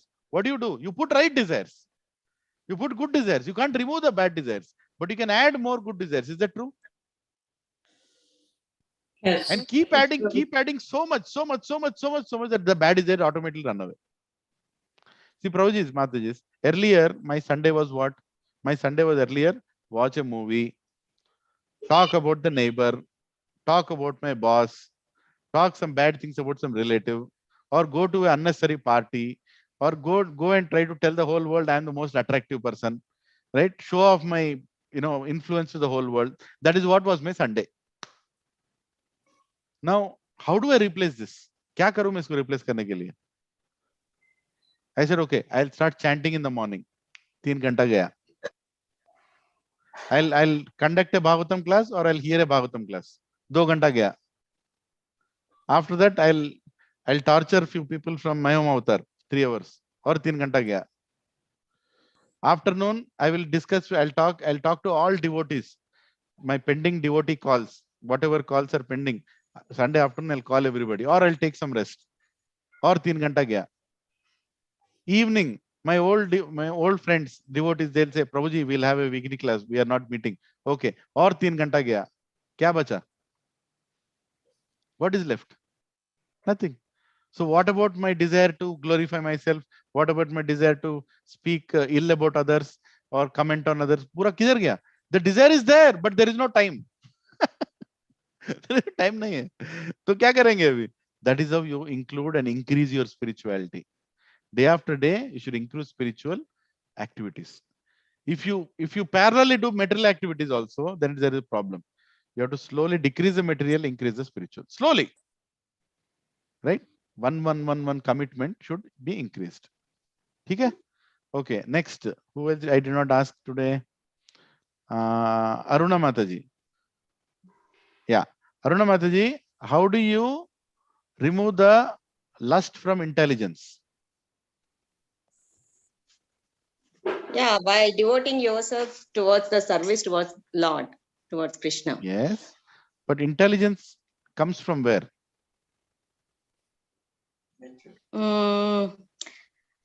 Like, Knowledge. yeah. Knowledge, Knowledge. yeah, it comes Knowledge. from your satsangs, listening Ah, to gurus, correct.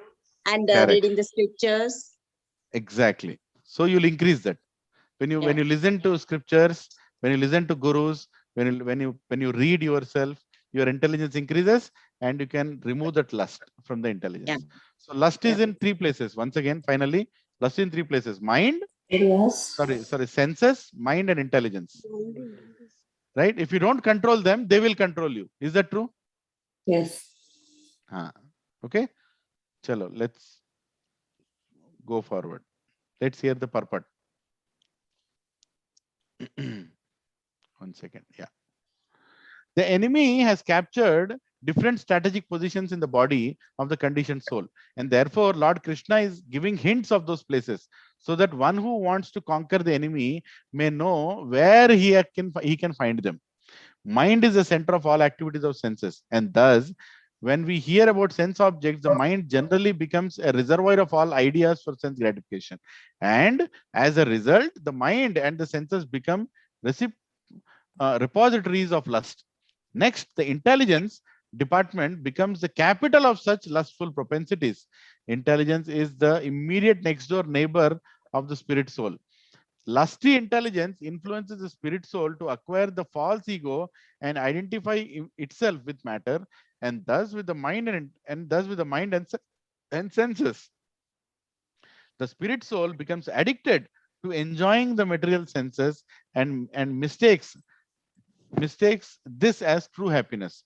The false identification of the spirit soul is very nicely explained in Srimad Bhagavatam 10:84-13.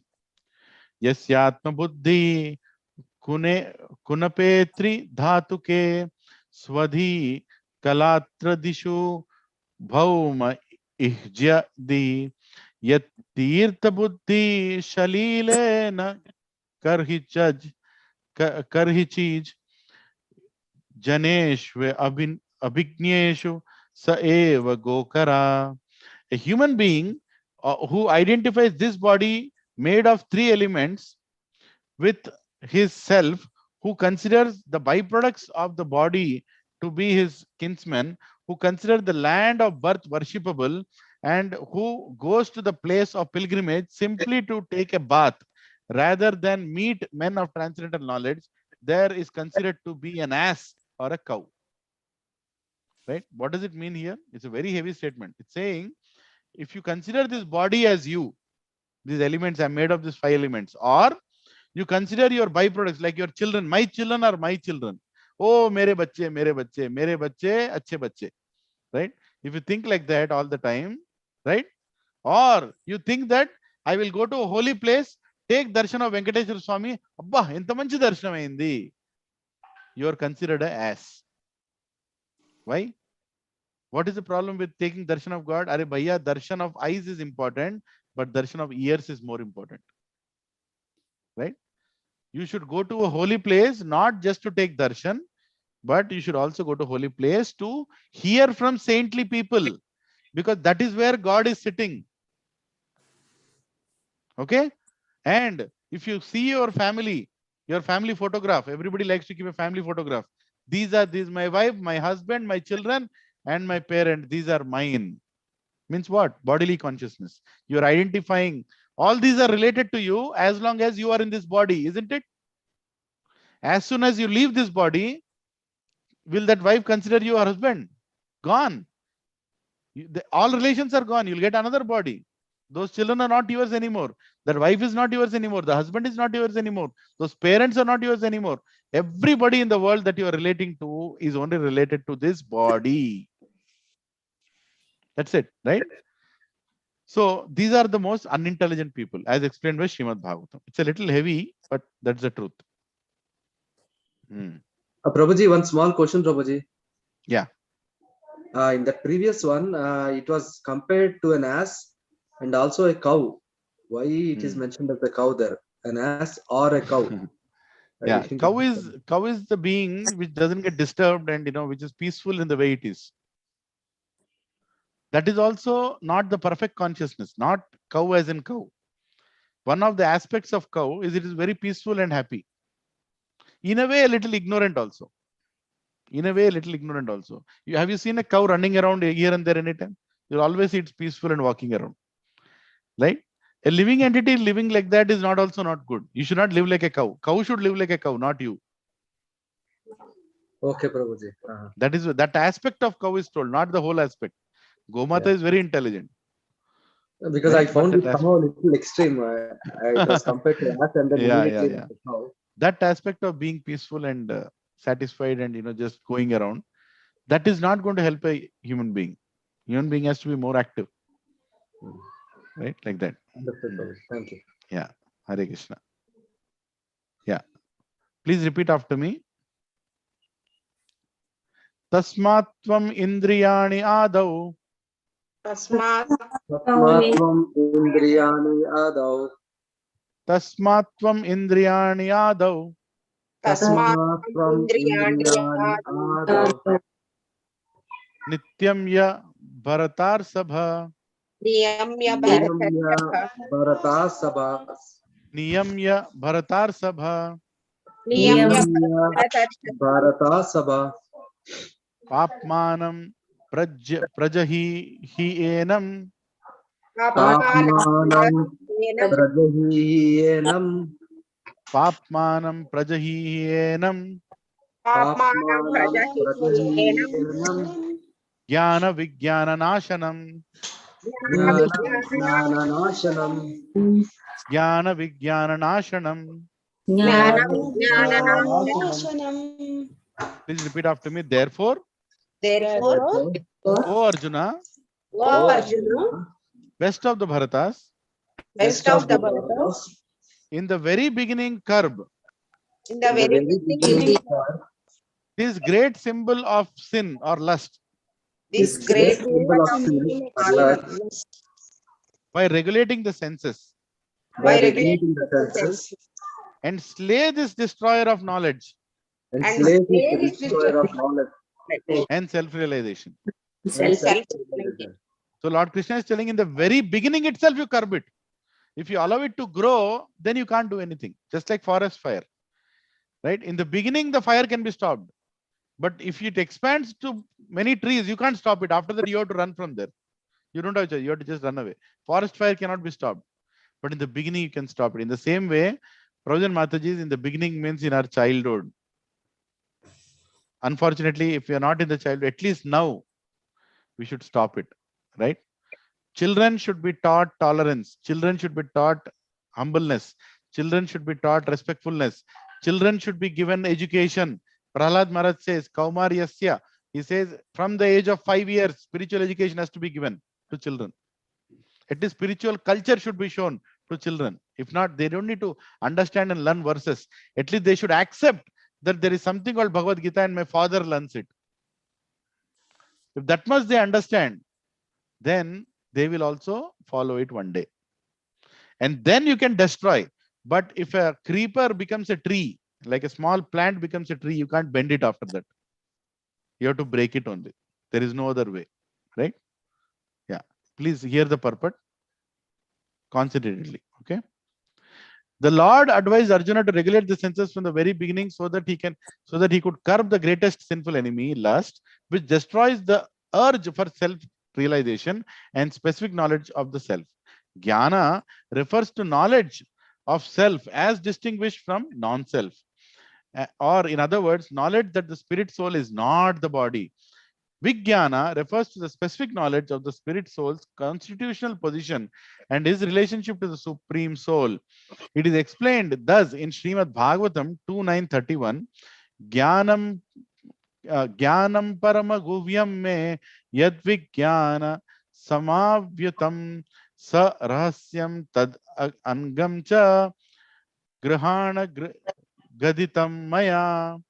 The knowledge of the self and the supreme self is very confidential and mysterious, but such knowledge and specific realization can be understood if explained with various aspects of the Lord himself. Bhagavad Gita gives us that general and specific knowledge of the self. The living entities are part and parcels of the Lord, and therefore they are simply meant to serve the Lord. The consciousness is called Krishna consciousness. This consciousness is called Krishna consciousness. So from the very beginning of life, one has to learn this Krishna consciousness, and thereby one may become fully Krishna conscious and act accordingly. Lust is only the perverted reflection of the love of God, which is natural for every living entity. Please underline this statement. Lust is only the perverted reflection of the love of God, which is natural for every living entity. But if one is educated in Krishna consciousness from the very beginning, that natural love for God cannot deteriorate into lust. When love of God deteriorates into lust, it is very difficult to return to the normal condition. Nonetheless, Krishna consciousness is so powerful that even a late beginner can become a lover of God by following the regulatory principles of devotional service. So from any stage of life, from the time of understanding its urgency, one can begin regulating the senses in Krishna consciousness, devotional service of the Lord, and turn the lust into love of God, the highest perfectional stage of human life. It's a beautiful purport, self-explanatory. Prabhupada is mainly saying that originally we all were Krishna conscious, but unfortunately we are misguided that we are not Krishna consciousness. Krishna conscious now, we are more body conscious or self-conscious. But as we increase self-realization, we will eventually go towards Krishna consciousness. Children should be encouraged to serve God from the very young age. So the serving God is always part of their curriculum and their activities. Right? So there is much more explanation for that verse. This is the last verse, please repeat after me. Indriyani parani ahur. Indriyani parani ahur. Indriyani parani ahur. Indriyani parani ahur. Indribhya param mana. Indriyabhya param mana. Indriyebhya param mana. Indriyabhya param mana. Manasastu parabuddhir. Manasastu parabuddhir. Manasastu parabuddhir. Manasastu parabuddhir. Yo buddhe paratastu sa. Yo buddhe paratastu sa. Yo buddhe paratastu sa. Yo buddhe paratastu sa. Okay. Please repeat after me. The working senses are superior to dull matter. The working senses are superior to dull matter. Mind is higher than the senses. Mind is higher than the senses. Intelligence is still higher than the mind. Intelligence is still higher than the mind. And he, the soul, is even higher than the intelligence. And he, the soul, is even higher than the intelligence. So, Provision Mataji, now please focus. I am going to tell you something very important. Okay, this needs a little bit of focus. When you know that you are the soul, will you perform sense gratification? No, because senses are related to body. I know that I am the soul, right? When I forget that, and my intelligence says that I have to perform sense gratification, I'll perform sense gratification. So intelligence is one level below mind. Sorry, one level below soul. Soul is the highest. If I know that I am the soul, if I know that I'm realized I am the soul, I'll never come to the material world again. Simple, na? So soul is the highest. One level lesser than that is intelligence, where intelligence is saying that you are the soul, but you are also a body. Some problem is there. One level below. Mind is saying body is more important than soul, satisfy the desires of mind. And senses are saying you are the body, enjoy the senses. So the lowest is senses, higher than that is mind, higher than that is intelligence, and soul is the ultimate. You all understood, Provision Mataji? So when we understand that we are the soul, nothing can disturb us. Something is disturbing us now, that means we are not convinced that we are the soul, or we are forgetting that we are the soul. Our intelligence is not allowing us to remember that we are the soul all the time. And mind is a full baggage of desires, and it will keep telling the intelligence that please also enjoy. Yeah, 1 minute. 1 minute. 2 minutes I'll join. Just 2 minutes. I'll join in 2 minutes. Yeah. I'm just coming in 2 minutes. Yeah. Sorry, Hare Krishna. I have to go to another class. So I'm sorry about that. So basically, so one level below is mind, and lowest is senses, which are absolutely about senses only, like bodily level consciousness. Okay? Did everybody understand this, Prabhuji and Matajis? Yes, Prabhuji. Yes, Prabhuji. Yeah. So I humbly request everybody to read this purport yourself, right? In the interest of time, because I have to go to another class waiting for me there. Okay. Okay. Please, but please read it. Promise me that you'll read it. Okay. Please read it. And yeah. So thus ends the Bhaktivedanta purports. Oh, there is one more verse. Oh my God. I thought this is the last. Yeah. So there is one more verse. Yeah. Let's read this verse and read the translation. Okay. I already explained in the previous verse, 3.34. Evam buddhe param buddhva. Evam buddhe param buddhva. Evam buddhe param buddhva. Evam buddhe param buddhva. Samstabhyatmanam atmana. Samstabhyatmanam atmana. Samstatyatmanam atmana. Samstabhyatmanam atmana. Jahi shatrum mahabaho. Jahi shatrum mahabaho. Jahi shatrum mahabaho. Jahi shatrum mahabaho. Kama rupam durashadam. Kama rupam durashadam. Yes, translation, repeat after me. Thus knowing oneself to be transcendental. Thus knowing oneself to be transcendental. To the material senses. Mind and intelligence. O mighty armed Arjuna. One should study the mind. By deliberate spiritual intelligence. Krishna consciousness. And thus. By spiritual strength. Conquer this insatiable enemy known as lust. Right? I think it's very clear. Thus, knowing oneself to the transcendental to material senses, mind and intelligence, O mighty armed Arjuna, one should study the mind by deliberate spiritual intelligence, Krishna consciousness, and thus by spiritual strength conquer this insatiable enemy known as lust. Hare Krishna. So, Prabhuji and Mataji, here Lord Krishna is concluding this chapter saying that remember that you are the soul. You are transcendental to mind, intelligence, and senses. You are above it. So automatically, when you, and how will you remember that you are the soul? When you keep performing soul relevant activities. What is that one soul relevant activity you do in every week? What is that soul relevant activity? Attending satsangs. Attending satsangs, reading Bhagavad Gita. Reading Bhagavad Gita every day. You all have to read it every day, some part of your day. And chanting your rounds every day is very important. When we do these activities, we are spiritually conscious and we can easily remain in spiritual consciousness, and none of this mind, intelligence, and lust can trouble us. Okay, na?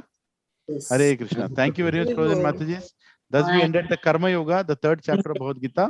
Next week, we will start the 4th chapter by God's grace. Hare Krishna. So, Prabhuji and Matajis, we not be able to sing Narsinga Arati today, but I just offer my pranam. Sorry, Prabhuji, next week we'll do it, Prabhuji. I only asked your sons to, sing it today, but I'm kind of in a little bit of rush. I have to go there. I forgot that I had a class at 1 o'clock. So please forgive me. No problem, Prabhuji.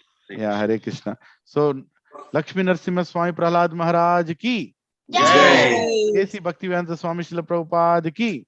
Jai. Itai Gaura Hari Premanande. Hare Krishna. Thank you. Hare Krishna. Thank you. Thank you, Hare Krishna. Dandavat pranam. Hare Krishna. Hare Krishna. Hare Krishna.